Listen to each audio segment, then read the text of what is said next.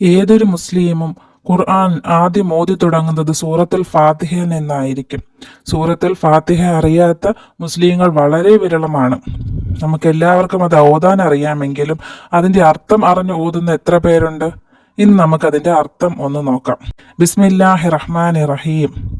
പരമകാരുണ്യകനും കരുണാനിധിയുമായ അള്ളാഹുവിൻ്റെ തിരുനാമത്തിൽ.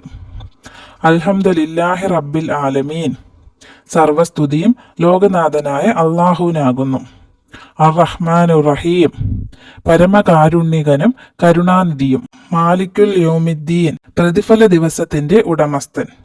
ഇയ്യാക നഅ്ബുദു വഇയ്യാക നസ്തഈൻ. നിന്നെ മാത്രം ഞങ്ങൾ ആരാധിക്കുന്നു, നിന്നോട് മാത്രം ഞങ്ങൾ സഹായം തേടുന്നു. ഇഹ്ദിനസ് സിറാത്തൽ മുസ്തഖീം. നേരായ മാർഗത്തിൽ നീ ഞങ്ങളെ നയിക്കണമേ. സിറാത്തല്ലദീന അൻഅംത അലൈഹിം. നീ അനുഗ്രഹിച്ചവരുടെ മാർഗത്തിൽ. ഗൈരിൽ മഗ്ളൂബി അലൈഹിം വലദ്ദാലീൻ. നിന്റെ കോപത്തിന് ഇരയായവരുടെ മാർഗത്തിലല്ല, വഴിപിഴച്ചവരുടെ മാർഗത്തിലുമല്ല. ഈ പ്രാർത്ഥന നീ സ്വീകരിക്കണമേ.